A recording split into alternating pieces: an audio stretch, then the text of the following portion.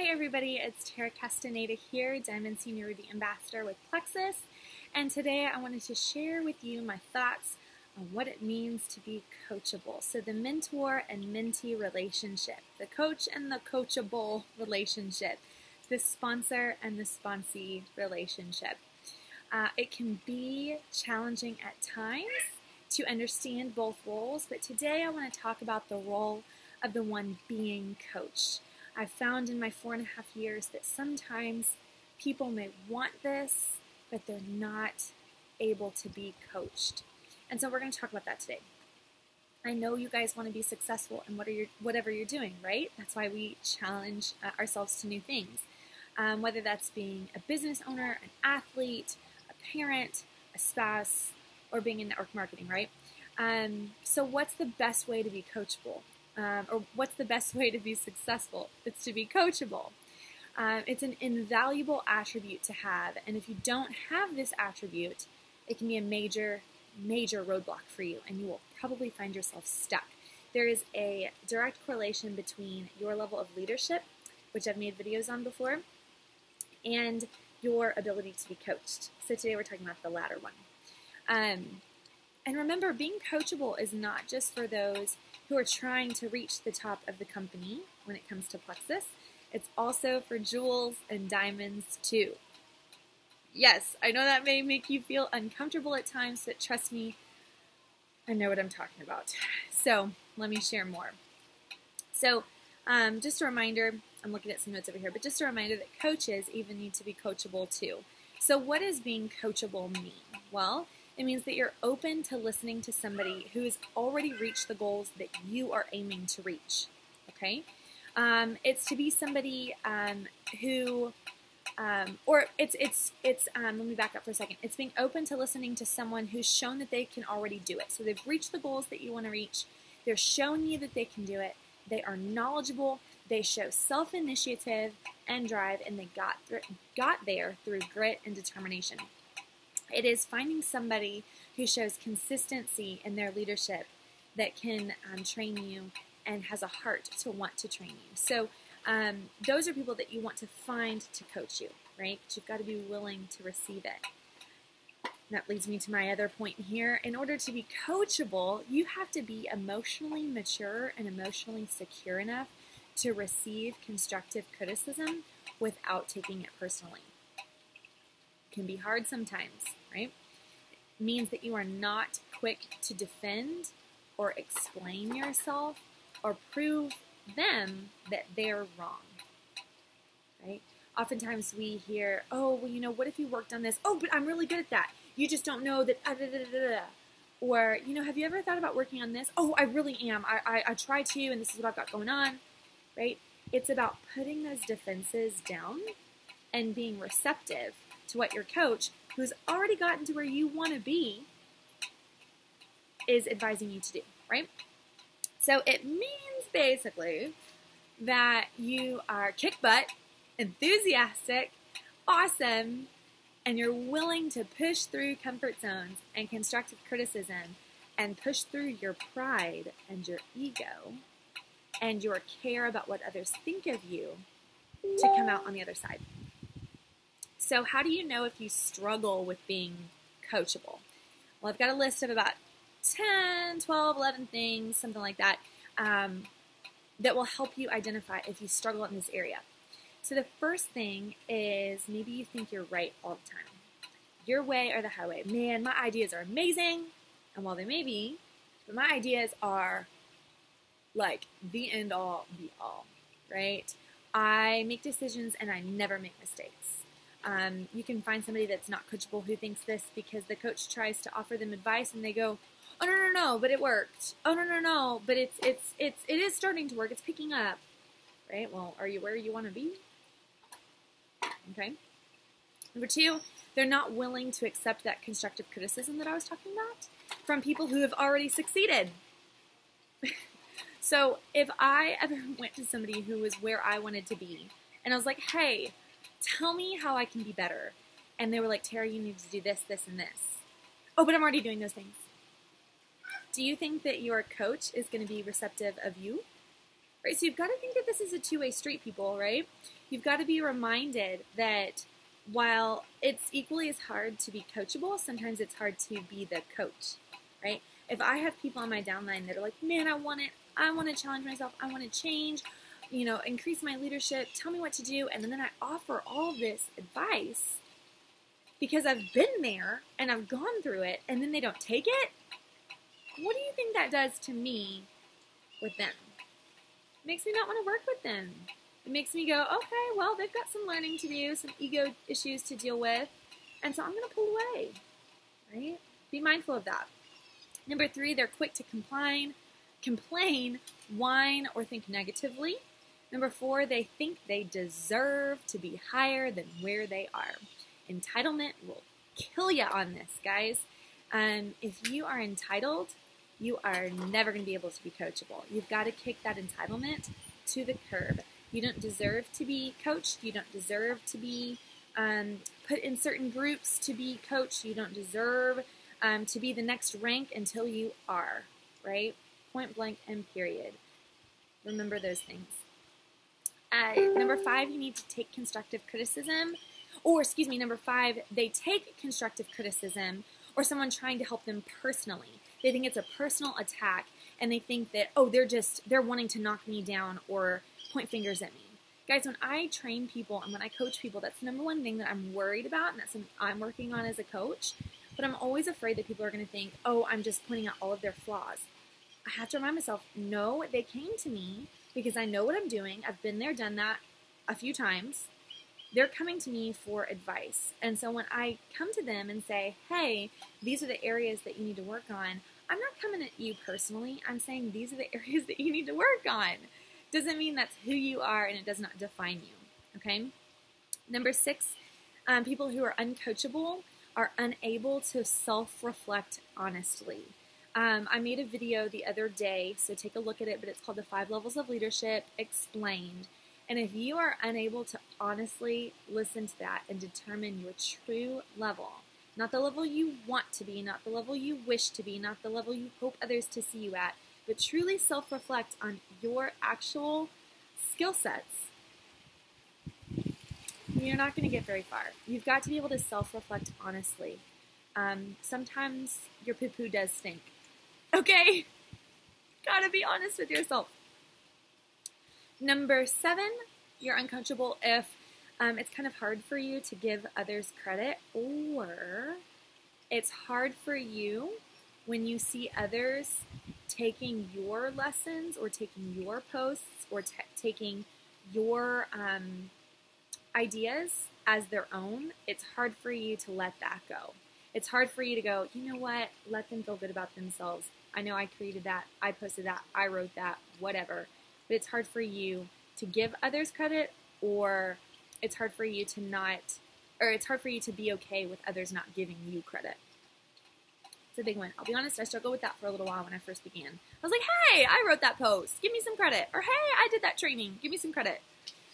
What you ultimately want in this business is for people to take your ideas and believe that they're their own, because then it rises them up and builds them up and makes them feel good about themselves.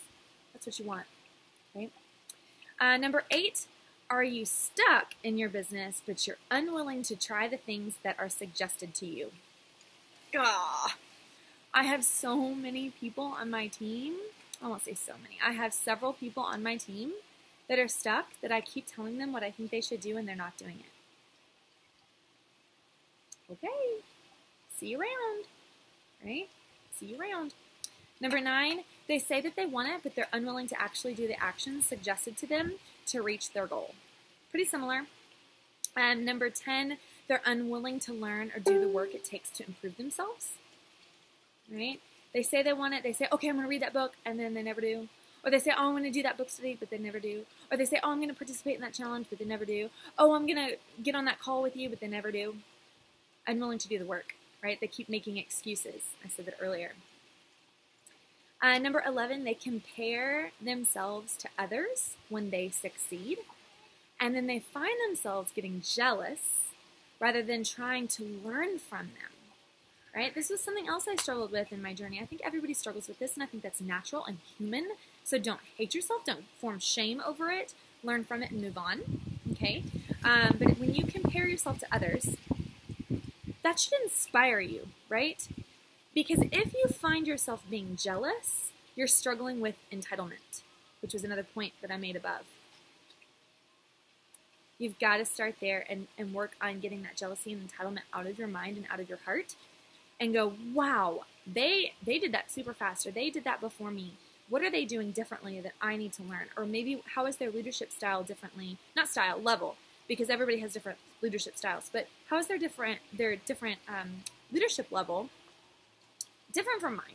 Or how can I improve my leadership based on what they're doing? What can I learn from them? They obviously know what they're doing, so how can I learn from them? Rather than, that should have been me. She did it faster than me, so what am I doing wrong? I hate that she just went on that trip, or she just got that promotion. Like, that should have been me up there. Entitlement and jealousy doesn't get you far, guys. Does not get you far. It makes you uncoachable, and it makes you have a bitter heart. I could go on about that. And number 12 is that you have somebody at your fingertips. You have an awesome upline. You have an awesome team page. You have an expert right next to you that has reached the goals that you want, or way beyond the goals that you want to reach, but you're not willing to learn from them. There's so many more, guys, but when you think of someone who is coachable, typically they're successful people in their personal lives who are healthy and happy and have a positive mindset and are willing and able to self-reflect. Coachable people never stop being coachable, and they're always striving to be better themselves, right? Coachable people are easygoing, they're genuine, they're honest, they're receptive, they're giving, they're trainers, they're educators, they are motivational, inspirational, vulnerable, authentic with themselves, transparent. They don't pretend to be Little Miss Perfect, right? And they're always striving to achieve the next level of goal. They set goals for themselves, and they're willing to put the work toward doing it. They become inspirations because they get results, and they help others get results. They become inspirations because you see them working on themselves constantly and willing to keep putting forward that front step, that next step to get to the next level in their own self-growth. Right? So a little practical story for you. I remember when I was stuck as an Emerald Ambassador, and I remember finding myself, I was stuck there for like 6 or 7 months. I remember finding myself at some point going, oh my gosh, I'm humiliated. I am embarrassed because, I mean, come on, an Emerald Ambassador? That's a jewel. They shouldn't get stuck. They should know what they're doing, right? I felt like I had arrived in a sense that I shouldn't be stuck, that I shouldn't be having to struggle again, that I should be moving forward, and that ego was hurting me. That ego was hurting me. Guys, we are all constantly learning. So at that point, I had reached out to a sideline friend of mine who had become who is one of my best friends to this day, Jamie Lord Monahan, and or Copeland now, excuse me. And I love her to pieces. And I looked up to her as a mentor. And she had mentored me throughout my Plexus journey when she didn't have to, and we became friends. And I said, okay, look, you're where I want to be. You're ahead of me. So I'm ready to listen. What do I need to do? What do I need to do? And she had told me this before, but this time I was really ready to listen and make a change. I had finally put my guard down. And I finally was coachable. And she told me several things, some of which, like I said, she had told me already, and at first I didn't think I needed to work on. Some things made me very uncomfortable, and I was like, oh my gosh, I don't know if I can do that. That's asking a lot of me. And some things that were going to make me sacrifice time and money that I didn't think that I had. But priorities, right? Priorities. She told me to come to a team event out in North Carolina that I didn't think that I really needed to go to. But I didn't have childcare at the time. I didn't have an extra, $2,000 just to up and blow immediately because it was an event that was happening quickly. But I was like, times need to change. If I expect a different outcome, I've got to put different inputs, right? And so I found childcare, and I figured out a way to make the money work. And it was tight, but I decided to do it, and I was going to be coachable. and I became very open-minded. So I arrived to this event and I learned and I received the lessons I needed to. You can sit in a seminar, you can sit in coaching, you can sit at convention and hear all these fabulous things, and they can go in one ear and excite you really quickly and out the other ear, and it never actually is received in your heart or your mind. To be coachable, you've got to receive it and put it into action, right? So I was able to receive the lessons I needed to learn. I put ego and pride very far away, and I just laid myself out there and said, this is me. Flaws and all, weaknesses and all, I'm ready to learn. Right? I'm ready to learn and do what is asked of me, no matter how hard, how difficult, and how uncomfortable it was at that time. Fast forward, a few months later, I hit Sapphire Diamond pretty quickly. My husband went Diamond, I hit Re-Entry, and then I went to Senior Ruby. It was what I needed to learn. I had to learn to be coachable, right? Team, if someone you look up to for the right reasons has the track record of success, who is living a life that you wish to live, whether it's personal or plexus, and they're trying to help point you in certain areas in your life to give you opportunities of improvement and learning, listen to them. It might be the very thing that you need to hear to achieve the skill set or skill level that you need to get to that next goal. But I want you guys to know this. Being coachable is not being inferior or untalented or weak or wrong. Being coachable is none of those things. In fact, it's quite the opposite. Being coachable means that you are superior than most. Don't get confused with being entitled or being put on a pedestal, but that you are strong enough and self-disciplined enough and skilled enough to be coachable, right? Do not equate being vulnerable and open to grow as a person as being weak or less than anybody else. We all have to grow. Diamonds, sapphires, emeralds, senior rubies, senior golds, silvers, ambassadors. We all have to grow. To be coachable is not to surrender. It is not giving somebody else your power. It's quite the opposite. When you are coachable, you are becoming more powerful in your own skin. Being coachable is the secret to success. It means that you're mindful of successful people's experience and knowledge that they have learned along their way, along their journey, and that you're mature enough to listen and apply those things so that your journey can be learned and helped. If you have an upline who's very successful, don't be intimidated by that, but use it to your advantage. Not everybody signs up under someone who's very successful, right? You have that ace in your back pocket, right? Be vulnerable enough to learn from them. Doesn't make you less than them. It's just a different growth journey. Okay, so listen. If you're not coachable, you're going to find that your journey is going to be difficult, frustrating, just not thrilling in the least. You're going to find that your team is not coachable either, because they're going to pick up on your uncoachability, and they're going to think that that's normal. They're going to pick up on the fact that you don't connect with your sponsor or the person that is mentoring you. They're going to pick up that you're not following their lead, so why would they? Why do you expect your team to be coachable to you if you're not going to be coachable to a mentor? You might even find that your sponsor has stopped trying with you, or maybe they've pulled away, or maybe they're spending their time on somebody else. Like I said earlier, if I'm going to pour my time and my efforts and my energy into somebody, and I know what I'm doing fairly well, got a lot of things I have to learn, but I can help people achieve certain things. And if they ask me to do that and I give that energy and time, but they're not willing to receive it or do anything with it, and I feel like they're constantly just hearing me and spitting back defenses, or feeling that I'm wrong, why would I spend my time on that?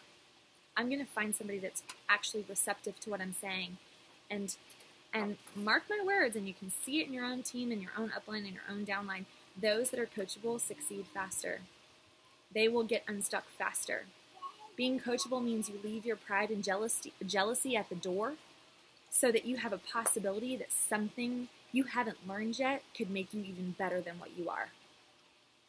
Point blank. Be open to that and do what your coach says to do.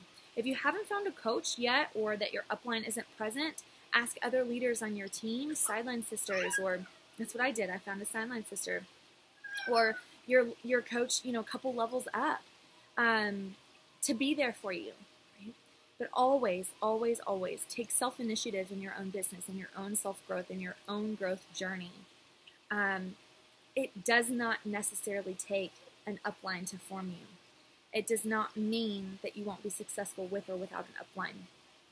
It truly is up to you if you want to succeed, and it starts with being coachable. I hope this helps you guys.